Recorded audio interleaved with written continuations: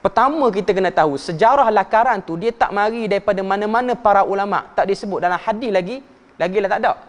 Kalau kita buat kajian, lakaran tu yang orang duk buat gambar letak dekat kopiah ke mana-mana, lakaran tu dia berasal daripada kumpulan yang disebut sebagai Brelwi hari ni, yang berasal daripada benua India. Brelwi ni sebahagian besar para ulama India menghukumkan mereka sebagai musyrik. Mereka keluar daripada Islam. Okay. Jadi kita guna lambang tu. Lepas tu kita nampakkan lambang tu sinonim dengan Islam.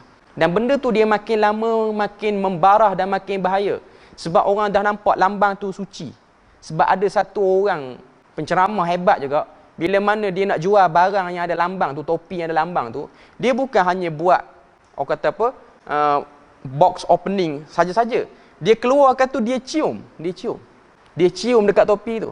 Kalau dia unboxing topi lain, naik ke apa, dia tak cium lambang naik tu. Itu yang dipertikaikan sebab dia ada unsur cium. Contoh tuan-tuan ambil mana lambang-lambang kopiah yang ada, ambil cium.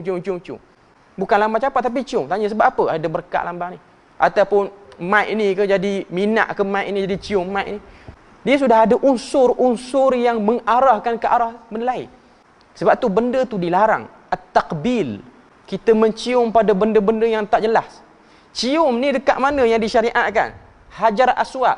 Tu pun dalam hadis Nabi, bukan Nabi pergi cium macam yang kita tengok orang cium tu. Hadis riwayat Imam Muslim. Macam mana Nabi cium? Nabi cium dengan cara Nabi letakkan tangan Nabi di Hajar Aswad dan Nabi cium tangan Nabi. Secara umumnya, Nabi tak cium direct kepada permukaan tu. Tambah musim corona, buat perangai lagu tu, lagi banyak kes. Jadi 2,000 sehari kot. Jadi, itu saja yang ada bab cium ni. Umar Al-Khattab kata, kalau aku tidak melihat Nabi mencium, aku tak akan cium. Ni masalah, dia unboxing benda tu, dia ambil topi tu dan dia cium di lambang itu. Dia cium di lambang tu. Sebab apa dia cium lambang? Dia tak cium sudunya. Dia tak cium tali pengikat belakangnya. Kalau nak cium, bagi cium rata. Tapi dia fokus pada lambang tu sahaja.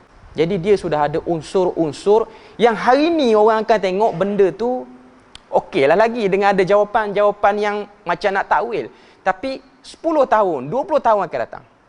Bila mana orang-orang yang jawab ni dah meninggal dunia, ataupun orang yang diam pun dah meninggal dunia, mari generasi baru tengok ada satu lambang terpampang.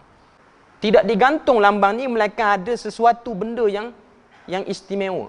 Di satu tempat, di negeri tertentu, pusat pengajian, dia punya mudir tu, orang kata apa, obses dengan lambang capat ni.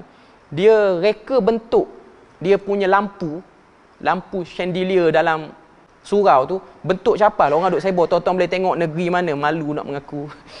Negeri, tahu lah negeri mana kan. Okay. Tapi saya sendiri pernah pergi tengok lah.